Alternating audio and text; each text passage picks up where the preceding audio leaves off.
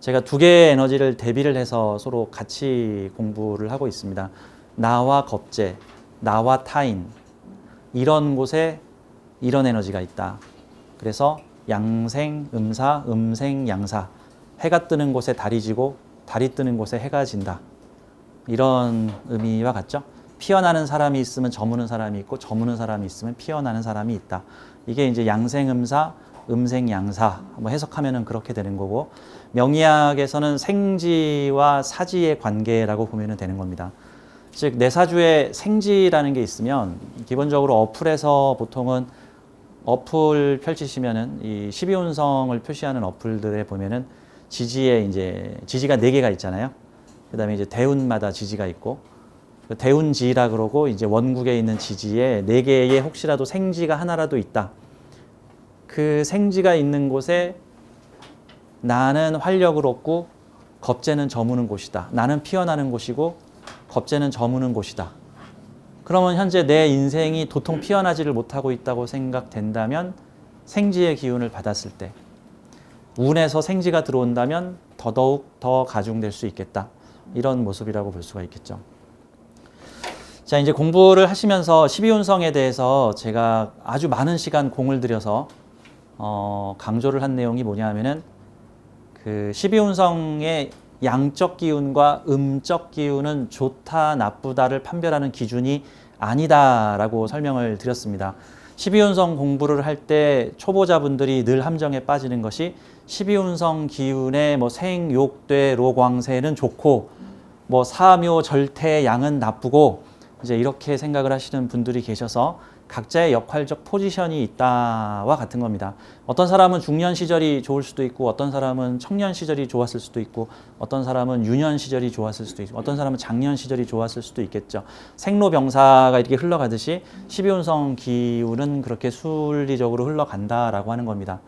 그래서 제가 이 표 지난 시간에 많이 강조를 했는데요. 이 그림에서 이렇게 한번 보십시오. 이 12운성 기운을 제가 김연아 선수와 김연아 선수의 코치에 비유를 하고 있습니다. 자, 노련하고 성숙하고 어른스러움은 누가 가지고 있을까요? 김연아 코치가. 자, 생기, 발랄, 주목, 맑음, 이런 에너지들, 패기, 의욕, 이런 건 누가 더 강할까요?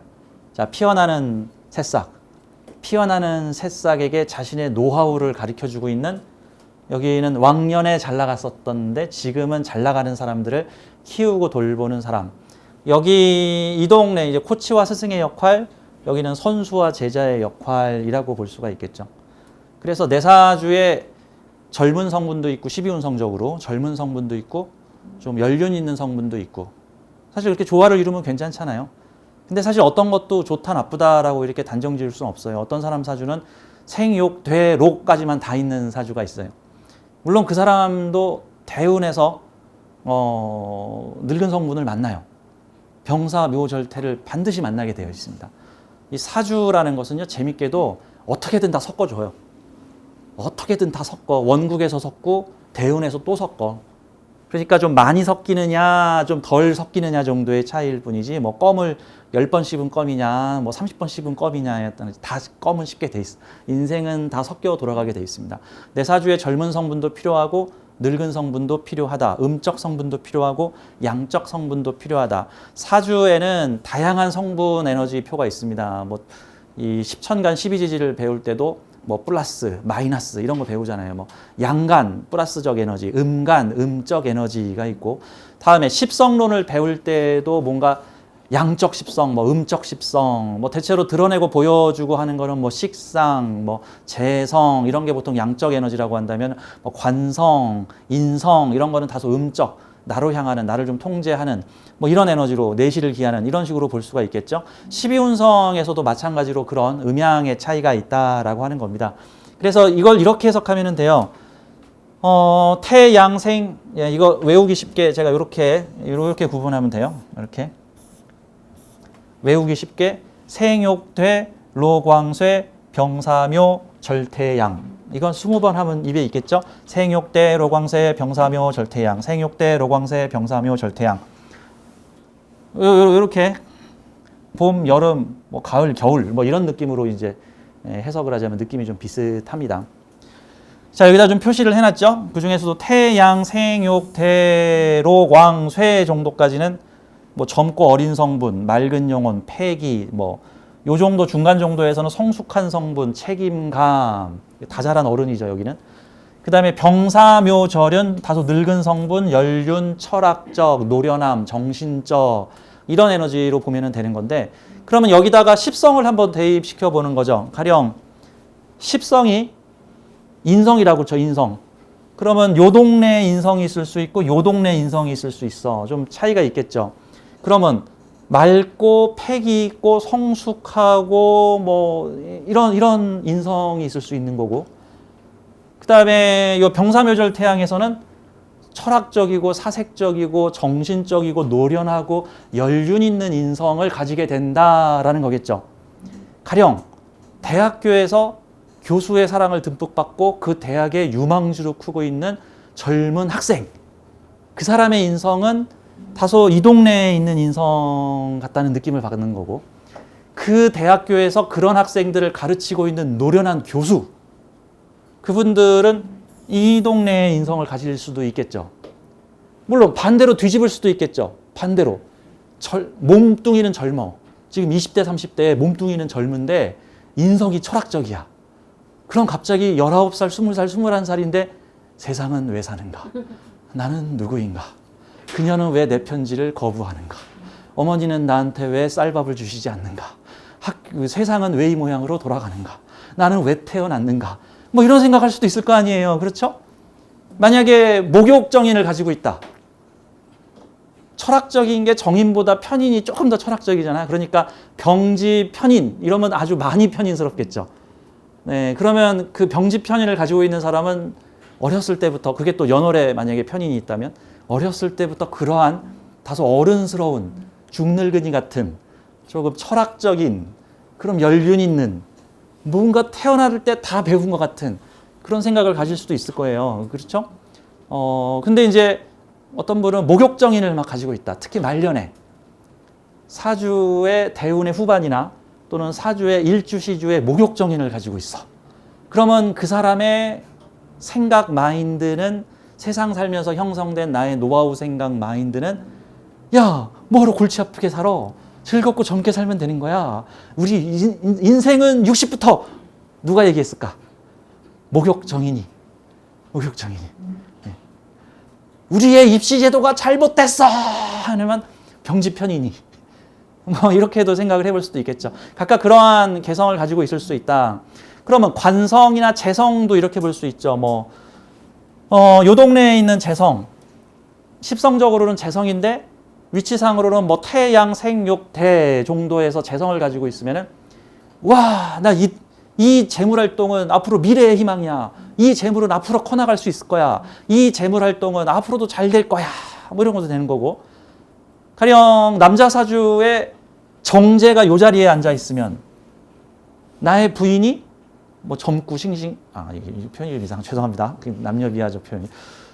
젊고 활력 있고 뭐 어린애 같고 막 생기 넘치는 뭐 그런 부인을 얻었다. 근데 정제가 요 동네에 있으면 다소 연륜 있고 뭐 재물 활동도 되게 정신적으로 연륜 있는 재물 활동을 하게 되고, 만나는 여자도 어른스럽고 부인인데 막 철이 나보다 2배는 더 든 것 같고, 뭐 그런 부인을 만날 수도 있겠죠. 이거 좋다 나쁘다의 구분은 아닌 거잖아요. 어떤 사람한테는 어떤 그 젊고 토끼 같은 부인이 좋을 수도 있고, 뭐 어떤 사람한테는 연륜 있고 엄마 같은 부인이 좋을 수도 있는 거 아니겠습니까? 이 상호 보완을 이룰 수가 있겠죠. 자, 그러한 관점으로 12운성과 10성을 함께 연결시켜 보자. 우리가 12운성을 모르면 같은 인성이라도 12운성적 성격을 고려하지 않고 인성, 뭐 재성, 뭐 관성, 식상 이런 것들을 볼 수 있게 되는데, 12운성을 접목시키면은 조금 더 디테일해진다. 다만 우리 초보 때는 이거 너무 구분하지 마세요. 이렇게 너무 구분하지 마세요. 병지하고 사지하고 척 보면 티 나요? 티 안 나요. 사지하고 묘지하고 티가 탁 나요? 한 끗 차이야. 티 안 나.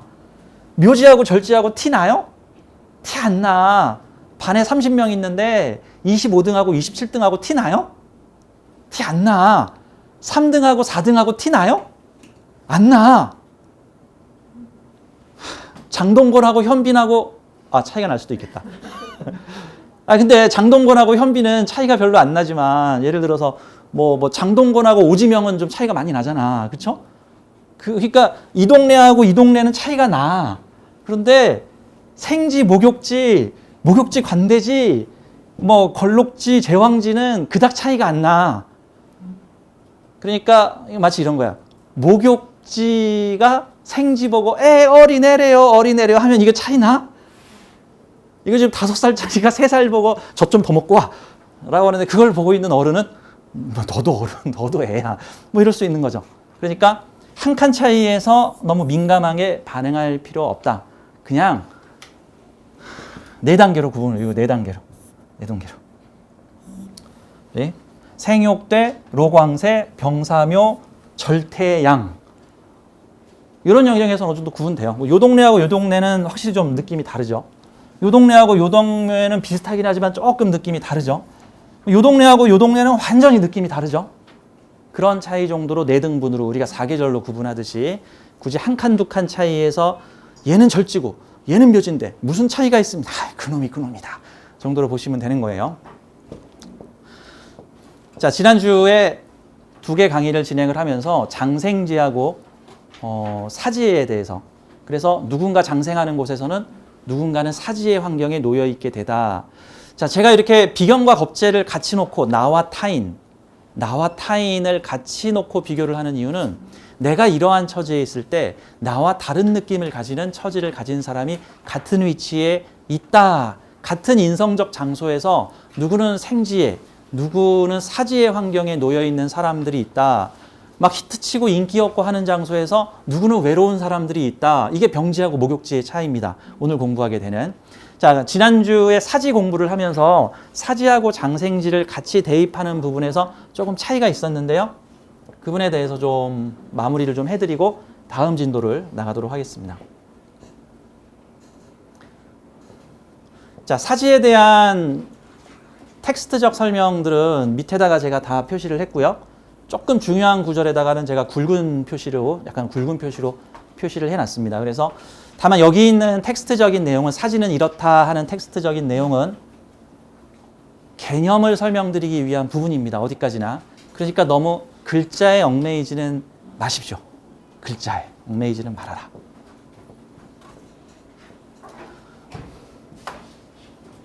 그러니까 예를 들어서 사지에, 지금 저하고 같이 사지를 공부한다고 쳤을 때 사지에 이런 구절이 있죠. 뭐 종교와 철학에도 적성이 맞으며, 이런 구절이 있다고 해서 사주에 사지가 있으면 무조건 종교와 철학에 적성이 맞다 라고 할 수는 없죠. 아니, 사주에 사지도 있을 수 있고 장생지도 있을 수 있고 목욕지도 있을 수 있잖아. 그러면 예를 들어서 내 사주에는 사지도 있고 목욕지도 있고 장생지도 있다고 쳐. 근데 이 사지의 이끌림에 따라서 내가 만약에 철학과 내지는 신학대를 갔다고 쳐. 근데 내 사주에는 목욕장생도 있어. 그러면 수도원에 앉아가지고 이렇게 기도만 하는 게 가능할까? 가끔 나이트클럽에 가서 신나게 놀기도 하고, 사람들이 나한테 우쭈쭈쭈쭈, 너 잘한다, 아싸, 내 춤, 뭐 놀기도 해야 되고, 가끔 어머니한테 엄마 나 이쁘지, 뭐 해야 되고, 가끔 여자친구한테 우쭈쭈쭈쭈도 받아야 되고, 뭐 그런 느낌도 받아야 되는데, 주로 이 사지가 되면 남을 돌봐야 되는 입장에 많이 놓여요. 사지에 있으면. 그러니까 장생들 돌봐야 돼. 사지에 있으면. 장생들 키워줘야 돼. 근데 내가 지금 나이가 20살이야. 20살은 육체적 에너지로 봐서는 실제로는 목욕이나 장생의 기운을 더 많이 받는 시기인데, 이제 그런 느낌이죠.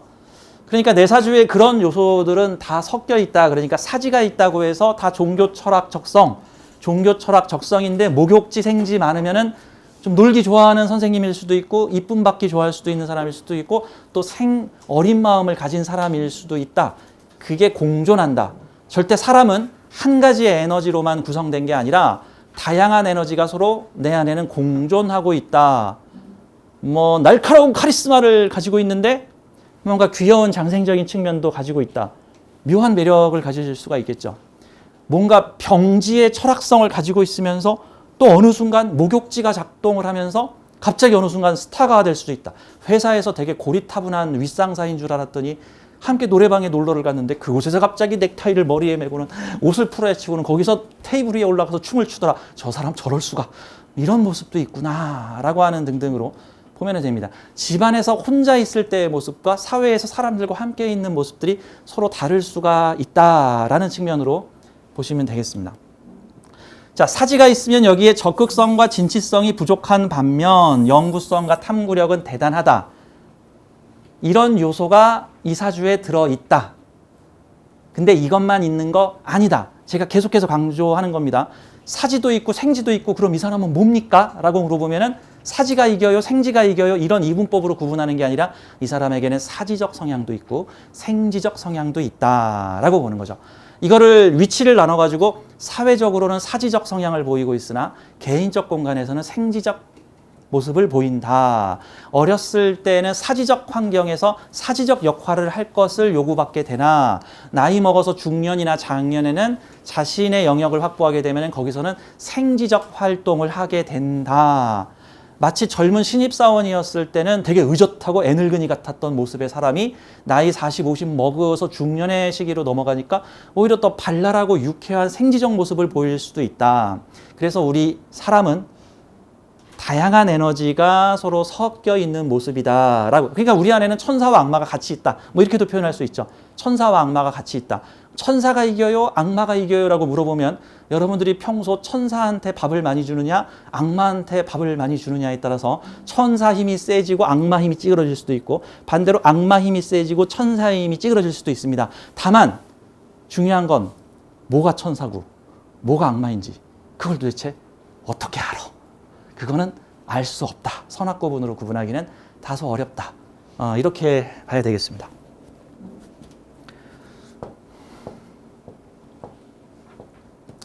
지난 시간에 이 사주 간단하게 풀어드리면서 이 무신일주가 계수와 임수를 바라보는 관점을 12운성으로 해석할 때 어떤 해석을 할 수 있는가에 대해서 제가 좀 설명을 드렸었죠.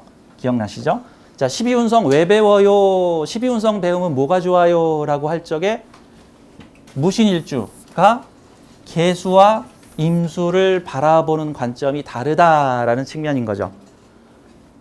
자, 가까운 곳의 정제와 먼 곳의 편재적 성향을 가지고 있죠. 이 사주에서 이게 남자 사주라고 가정하면은 이거는 무게합했으니까 부인이고 요거는 대문 밖에 있는 편재니까 애인입니까? 이렇게도 볼 수 있습니다. 또 다른 측면에서는 편재로 만나서 정제로 변하다 이렇게도 볼 수 있습니다. 근데 편재로 만났을 때는 대문 밖에 잘난 편재 여자가 나랑 결혼을 하게 되면 개축 같은 모습으로 변하게 된다. 정확하게는 변하게 된다가 아니고요. 내가 그렇게 느낀다예요. 내가 그렇게 느낀다. 처음에 되게 흥미를 가지고 어떠한 존재와 관계를 맺었는데 시간이 지나면 그러한 존재를 이러한 존재로 느끼게 된다. 같은 거죠. 많은 사람들이 인간관계에서 그런 영향을 많이 받죠. 이 사람 뭔가 내가 가지고 있지 않은 완벽한 걸 가지고 있는 것 같아. 이 사람은 내가 생각하는 이상향적 사람이야.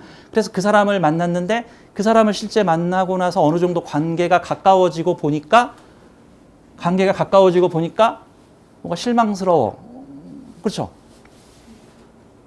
무신이 임수를 보면서 신자 합수를 하게 되면 먼 곳에 있는 편재를 이걸 재물 사업으로도 볼 수 있고 대인관계에서 뭐 여자로도 볼 수, 내가 소유하는 소유물로도 볼 수 있는데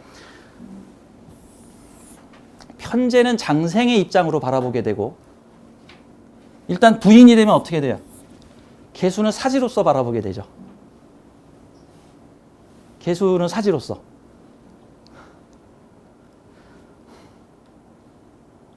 생지에는 관심과 호기심이 많죠. 사지가 되면 뭔가 되게 익숙하고 뭐 오래 쓴 것 같은 느낌 같은 거죠. 여러분이 휴대폰을 한 3년 쓴 휴대폰 가지고 있으면 그 휴대폰은 어떤 느낌입니까? 사지 휴대폰으로. 다른 친구들이 가지고 있는 휴대폰은 생지 휴대폰, 최신 폰인데 내 폰은 사지 휴대폰. 성능도 떨어지는 것 같고 하지만 안정성이나 노련미는 익숙하면 되게 뛰어나죠. 생지 휴대폰.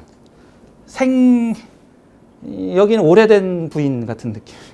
그럼 바깥에 있는 여자는 늘 신선한 느낌. 이런 사주가 일명 그 유명한 명언이죠. 예전에 그 누구더라? 그 아나운서 전현무 씨한테 리포터가 이렇게 물어봤습니다. 어떤 여자를 좋아하십니까? 라고 그랬더니 전현무가 낯선 여자. 이렇게 대답을 했죠. 그래서 이 전현무가 나만 그래요? 다 그런 거 아닙니까? 그랬단 말이죠.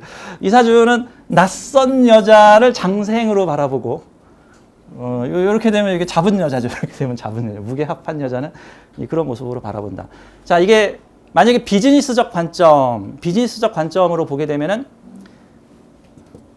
여기 있는 정제적 재물활동은 사지니까 어떤 노련함, 성숙함으로 진행하는 어떤 정신적 노련함으로 진행하는 정제적 활동이고 그러면서도 늘 먼 곳에 나가서 새로운 사업을 펼쳐보기를 꿈꾸고 있는 사람. 그러니까 만약에 이 사주가 가까운 데에서 반복적이고 노련하고 능숙한 일을 하고 있다 그러면 뭔가 새로운 먼 곳에 가서 뭔가 새로운 사업을 또 펼쳐보고 싶어. 그것도 아주 크게 라고 볼 수 있을 거고 실제 이 사주가 만약에 상담을 와서 제가 부모 사업을 계속 하고 있는데 제가 매너리즘에 빠진 것 같은데 외국에 가서 한번 사업을 해보면 어떨까요?